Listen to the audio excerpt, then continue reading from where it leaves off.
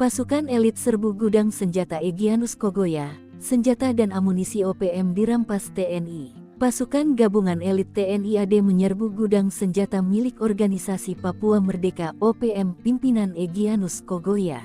Markas Panglima Kodam 3 Ndugama itu berhasil dikuasai pasukan TNI.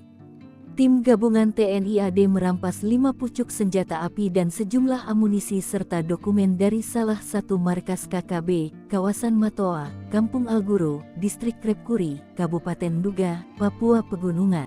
Dilansir tribunpapua.com, Minggu tanggal 3 September tahun 2023 lalu, Pangdam 17 Cenderawasih Majen TNI Izak Pangemanan membenarkan bahwa tim gabungan Satgas Tim Taipur, Satgas Yonif MR411, dan Satgas Elang yang dipimpin oleh Mayor In.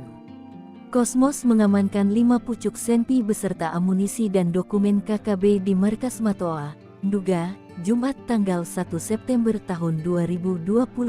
Selain itu, dalam kontak senjata itu, menewaskan 3 anggota OPM, yakni Army Tabuni selaku Danyon Aluguru, Ganti Gwijangge, dan seorang lainnya belum teridentifikasi. Pangdam menjelaskan bahwa OPM telah menyerang dan menewaskan 3 warga sipil di Batas Batu beberapa waktu lalu. Markas yang diamankan itu merupakan salah satu markas OPM dari Egyanus Kogoya.